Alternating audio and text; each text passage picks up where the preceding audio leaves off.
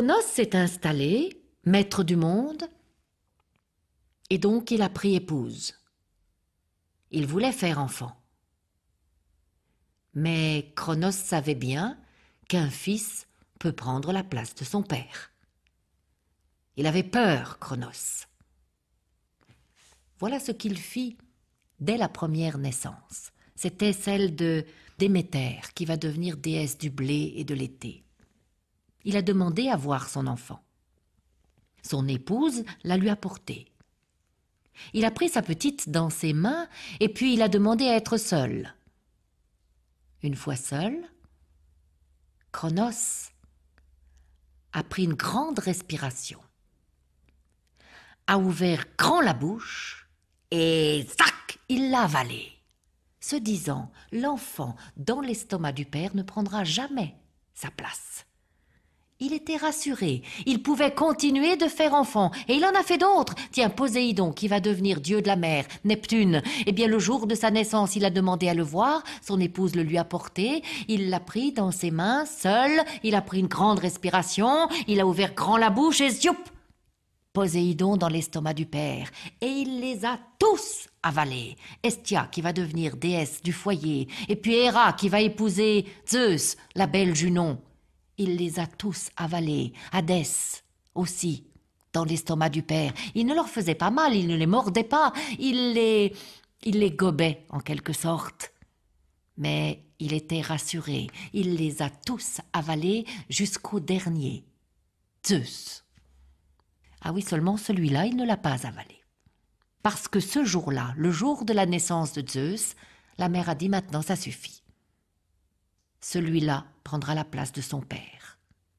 Alors elle a pris son enfant et l'a porté sur l'île de Crète, a gardé à quelques nymphes, et puis une chèvre à Maltais pour le nourrir. Seulement pendant ce temps-là, le père réclamait l'enfant à manger. Eh bien la mère a pris une pierre de la taille d'un bébé, a enveloppé la pierre de l'ange et l'a portée à Cronos. Le père a pris ce qu'il pensait être son enfant dans ses mains, il a demandé à être seul, il a pris une grande respiration, il a ouvert grand la bouche et zac, la pierre dans l'estomac du père. Il était rassuré, Cronos.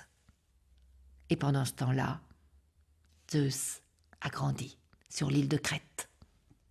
Et quand il a été assez fort, sa mère est allée le trouver et lui a dit qu'il devait partir sur les chemins chercher un moyen de prendre la place de son père. Eh bien, Zeus a mis les chemins sous ses pieds, puis il a marché. Marché longtemps. Et puis un jour, il est arrivé à une petite maison blanche avec des volets bleus. Sur le côté, un oranger en fleurs qui embaumait. Là vivait Métis. Métis, la sauvage Métis, la toute belle. Métis avait des yeux qui devaient savoir converser avec les gazelles. Métis a ouvert à Zeus, l'a fait entrer, et quand elle a su ce que Zeus cherchait, elle s'est enfermée pendant 3 jours et 3 nuits pour travailler, parce qu'il faut savoir que Métis était nièce d'Hécate. Vous savez, la grande déesse aux 3 têtes, une tête de chienne, une de louve et une de jument. Hécate, surtout, disaient les Grecs, elle avait créé la magie de ses mains au carrefour des chemins. Et toutes celles qui étaient de sa famille étaient magiciennes aussi. Alors Métis, pendant 3 jours et 3 nuits, elle a fabriqué. Et de sa magie, au matin du 4e jour, elle a offert à Zeus un flacon contenant un liquide, un flacon de cristal noir. Ce liquide, il fallait en faire boire son père, ça l'aiderait. Voilà ce qu'elle a dit, Métis, à Zeus. Zeus l'a remercié et il a promis de revenir après. Et voilà Zeus qui entre dans la demeure de son père Cronos avec le flacon de cristal noir.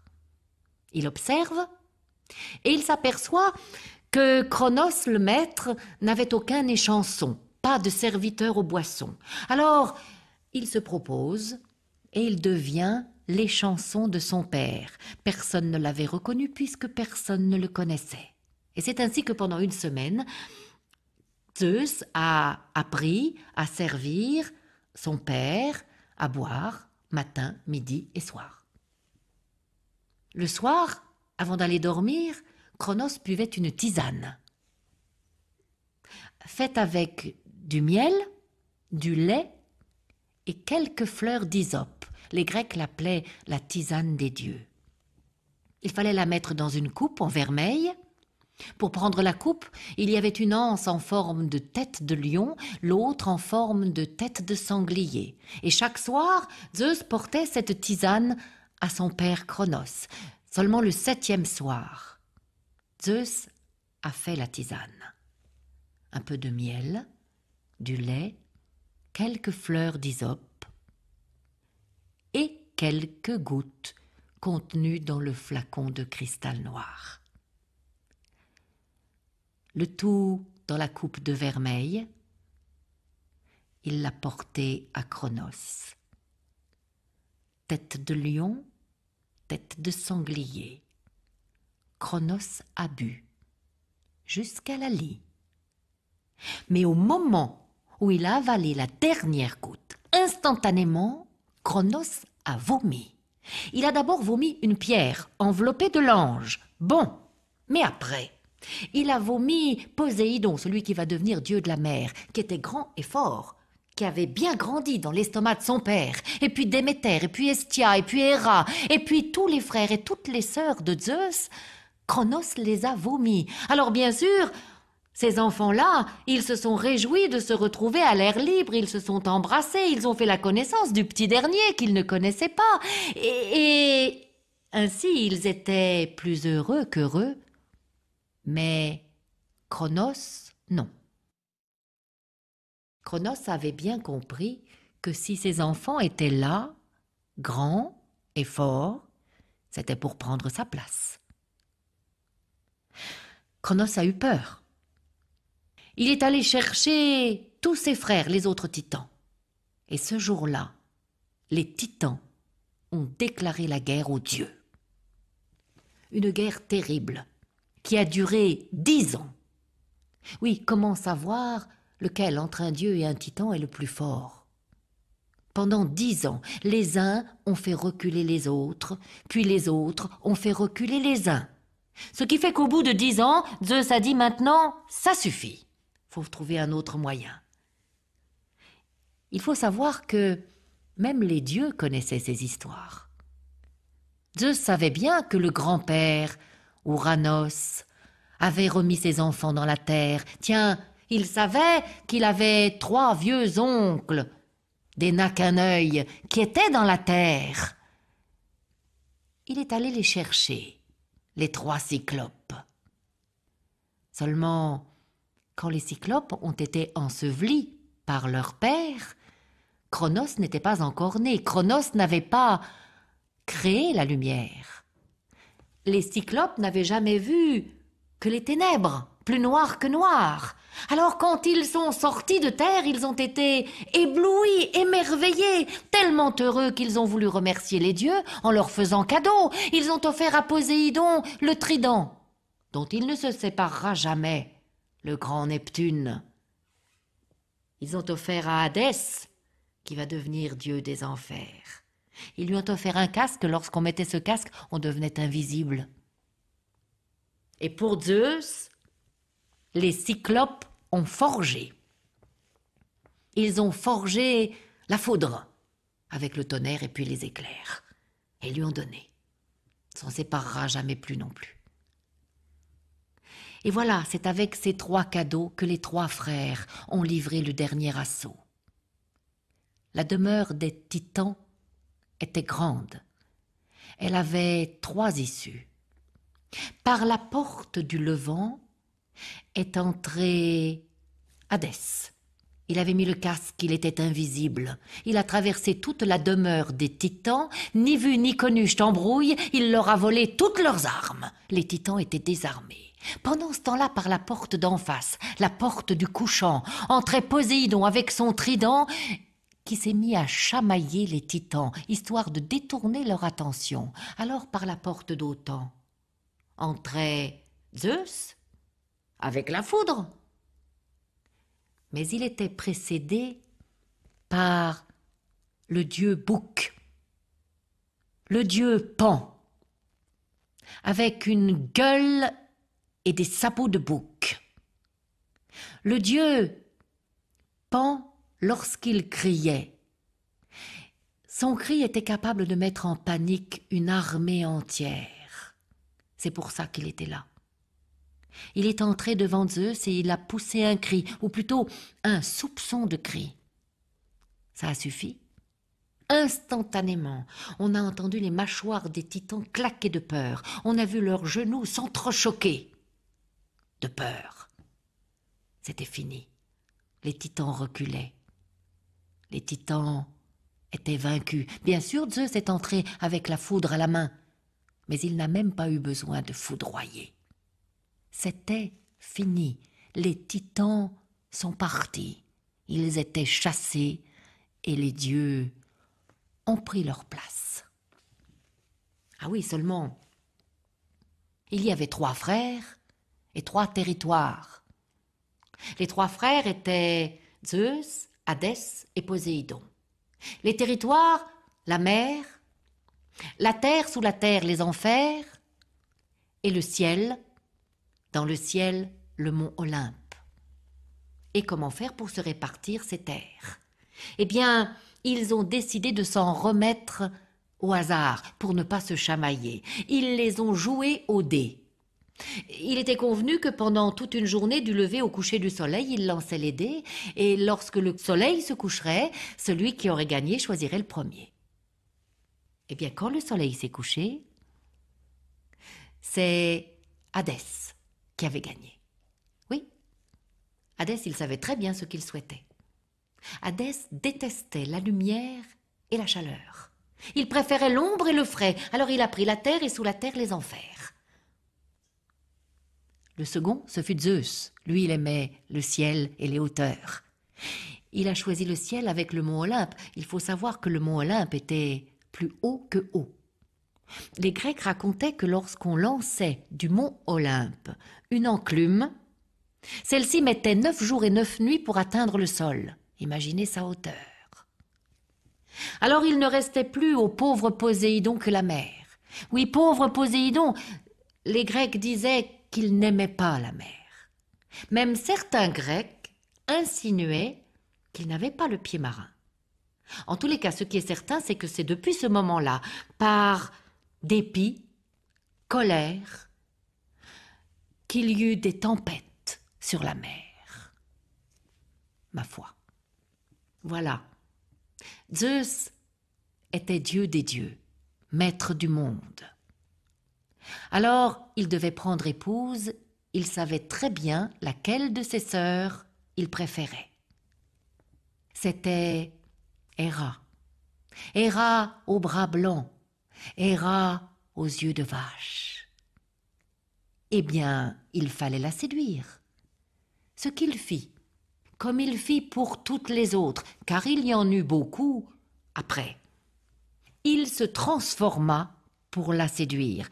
Oh, il se transforma en oiseau, un petit oiseau de rien du tout, un coucou. Seulement, l'oiseau volta autour d'Héra, chanta, fit le beau. Héra était séduite, elle acceptait d'épouser Zeus 1 semaine plus tard. Alors Zeus avait 1 semaine devant lui. Eh bien, il y est retourné comme il l'avait promis, à la petite maison blanche avec des volets bleus. Quand il y est arrivé, l'oranger était couvert de fruits dorés. Métis l'attendait. Et pendant 6 jours et 6 nuits, Zeus et Métis se sont aimés. tant et tant, qu'au matin du 7e jour, Métis a su, et Zeus avec elle, qu'elle attendait un enfant de lui. Mais Métis a su, et Zeus avec elle, que si jamais c'était un garçon, il prendrait la place du père. Il a tellement eu peur, Zeus, que la dernière journée qu'il passa avec Métis, il l'a aimée, goulûment, tellement goulûment qu'il l'a avalée, elle et son enfant, se disant « L'enfant dans le ventre de la mère dans l'estomac du père, si c'est un garçon, il ne prendra jamais la place du père. » Il avait raison. Il était rassuré, Zeus.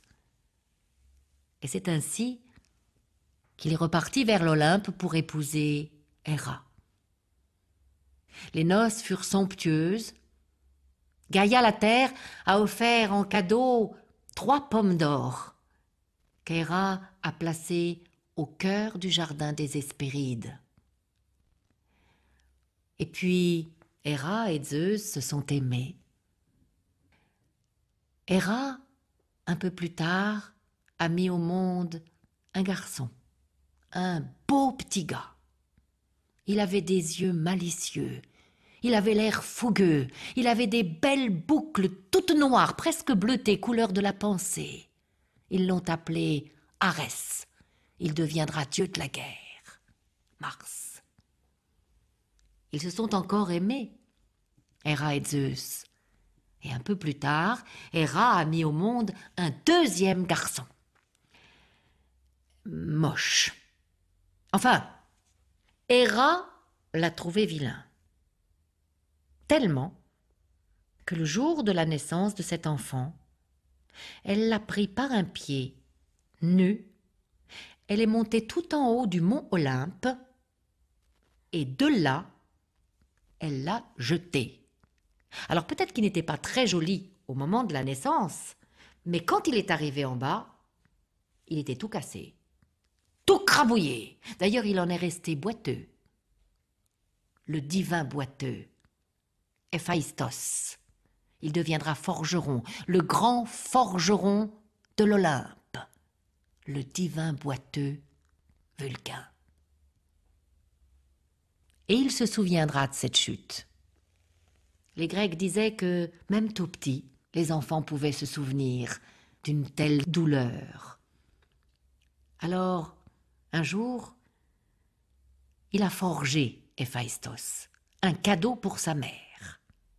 Une chaise, en or, jolie, toute ciselée. Elle était belle, cette chaise-là, elle était merveilleuse. Il l'a envoyée sur l'Olympe en cadeau à sa mère, Héra, qu'il n'avait jamais revue depuis sa chute. Quand Junon reçut cette chaise-là, elle fut bien étonnée.